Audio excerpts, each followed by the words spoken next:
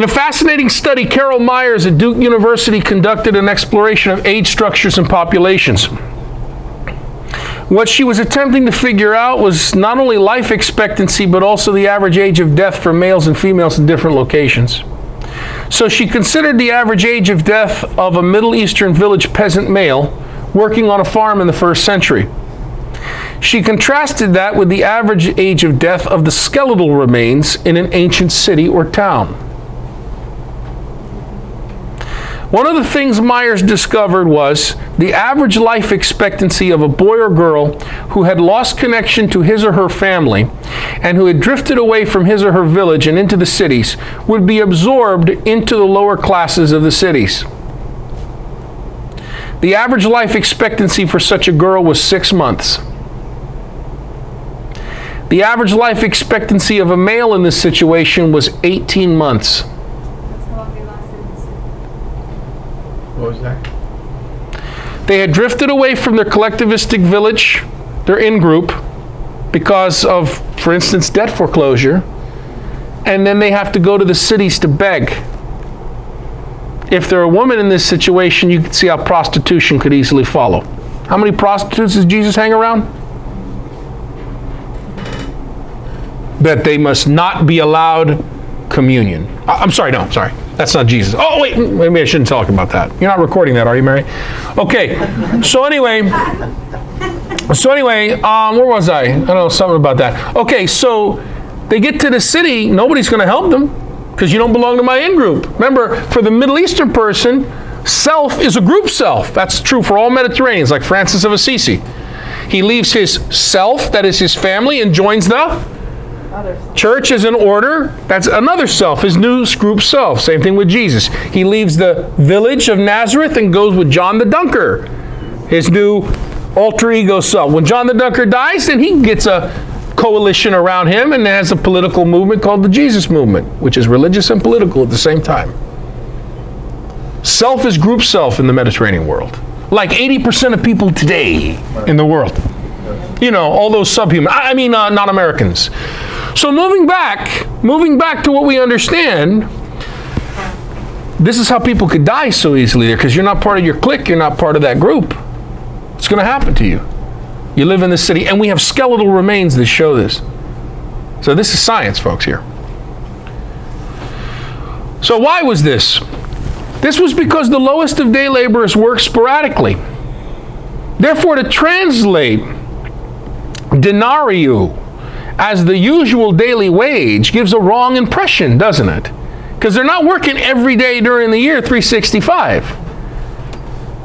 If they made that denarius every single day, then you could call it the usual daily wage. But when these day laborers only worked at harvest time and planting, their income was so pitifully low that most of them resorted to begging throughout much of their year. Wouldn't they have like a common, like what we would consider minimum wage for that? So if you're a servant, are you... The only thing common was the economic in-gathering point of the whole surround, which was the temple. But elites controlled the temple. They controlled the distributions of the goods that were stored there. What it was for was to be redistributed to the people. And please don't argue with me on that, folks, because I'll take you through the Bible real quick. And I'll show you how economics works in Deuteronomy and in the prophetic tradition. And the problem is they didn't live that way. Because the Roman puppets, the elite, I'm going to show you in the next presentation how it breaks down. What that temple was. Why was Jesus always so pissed off in the temple? Yeah. Unfair. Unjust. Unjust. Inhuman, absolutely. All those things. So they're begging. What are they doing when they're not working in harvest time and planting? They're begging throughout most of the year, folks. If they made that denarius every single day, you could call it a usual day. Okay, bye. Malnutrition was extremely high. You find that in the bones. Diseases, by the way, do you think Jesus had? We've never found a first century skull. Think of all the images of Jesus you've seen like this, or Mary. We have never found a skull from first century Palestine with a complete set of teeth. Never. Disease rates skyrocket. Infectious disease was widespread because their food sources often were the garbage dumps. You know, there's no sanitation in the city. The street, right down the middle of the street, human waste and animals are right there. And that's what you're living in if you're homeless and begging. That's what you're getting your food from.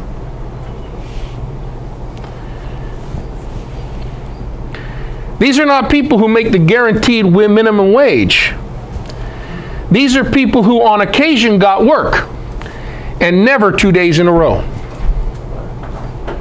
Day laborers existed in these very large numbers in Jesus' day because of the epidemic of land foreclosure. They were in competition for available work. The overwhelming numbers of unemployed day laborers meant that they had no bargaining power. They could not negotiate a contract with a hiring steward who had his pick of whomever he was willing to hire to work at his pay rate. The result of this is that wages in Jesus' day were depressed. Day laborers were completely at the mercy of those from whom they sought work. Workers in antiquity were not allowed to go job hunting. Honor-shame culture.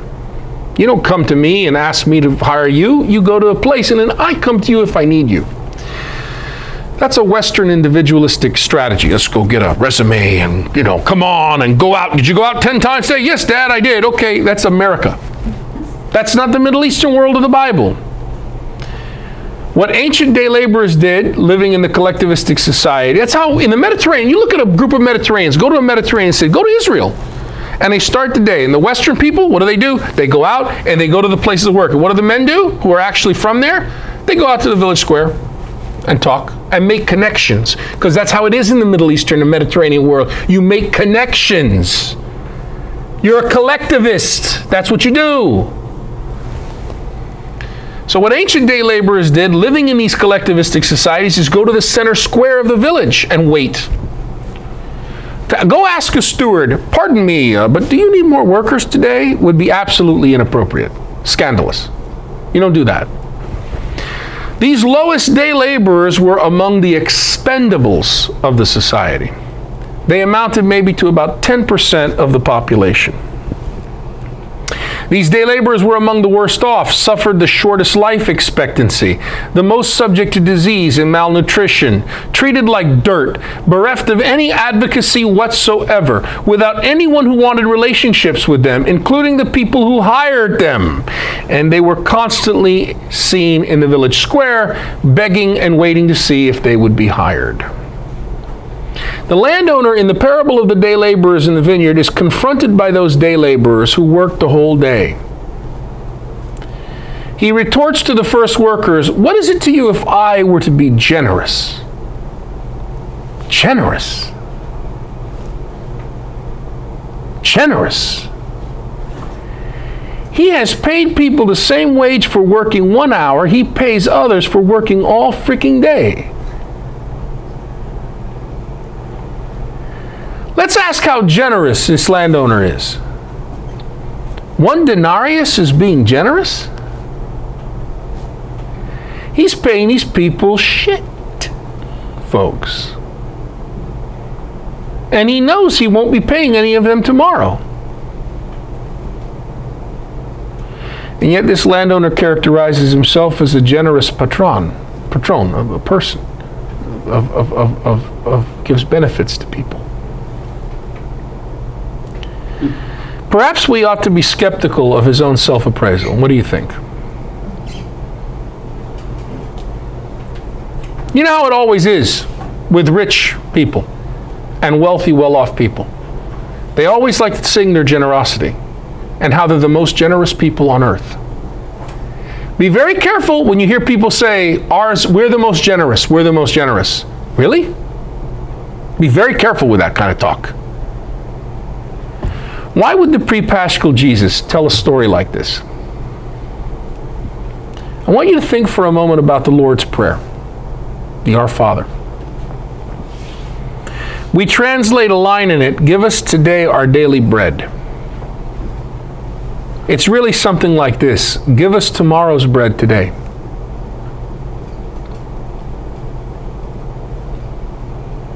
Often a tekton, a handyman like Jesus, would be found among the day laborers. Give us tomorrow's bread today is the prayer of a peasant who needs to eat.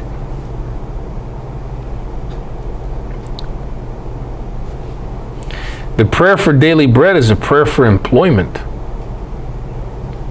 A person working not just for his own stomach, but for 50 to 100 people in his compound. It means when we go to the village square today, oh God, please have somebody hire us. That's what give us today our daily bread means. Is that how you and I pray that prayer?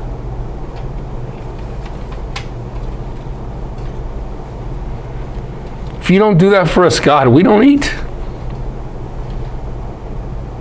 That's what give us today today's bread means.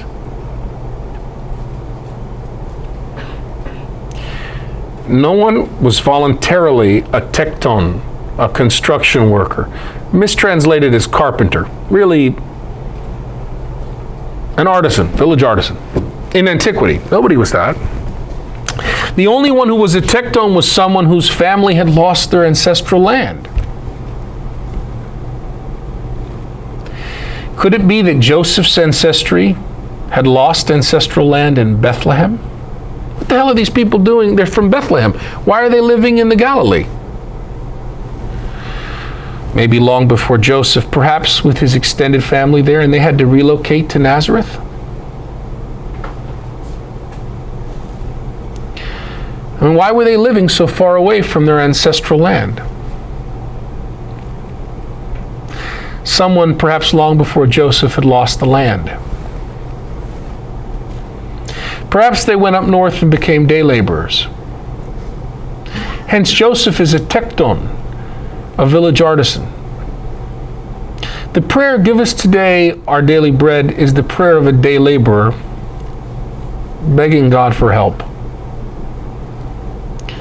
Bread provided 50% of their total calories.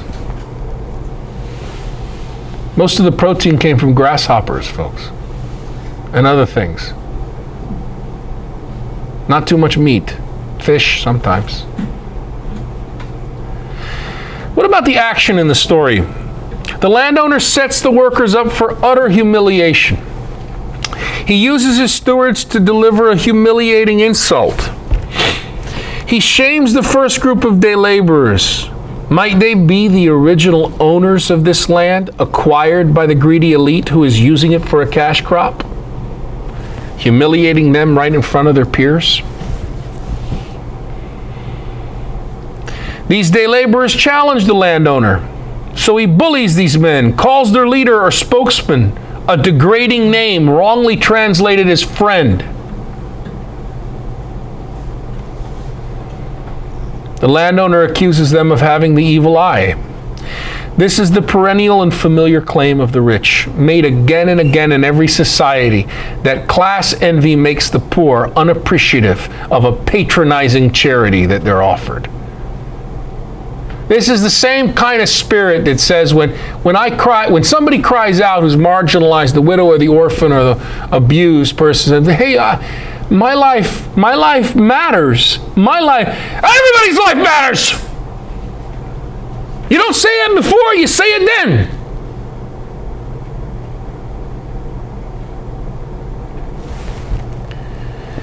The workers are in utter shame. They are helpless, cannot do anything to respond. Why would the prepaschal Jesus tell such a story? It's because it comes from his own experience. Jesus, the village artisan, is the one who prayed that God would give us our daily bread. He remembers how the man treats workers. Do you see what happens when you set these parables back in the cultural context of Jesus' world? It kind of changes them a little bit, right? They look a little bit different. In its original form, the parable of the day laborers in the vineyard illustrates the petition in the Lord's Prayer, give us this day our daily bread. This is the prayer for employment, a prayer for survival by the lowest, most marginalized in Jesus' society.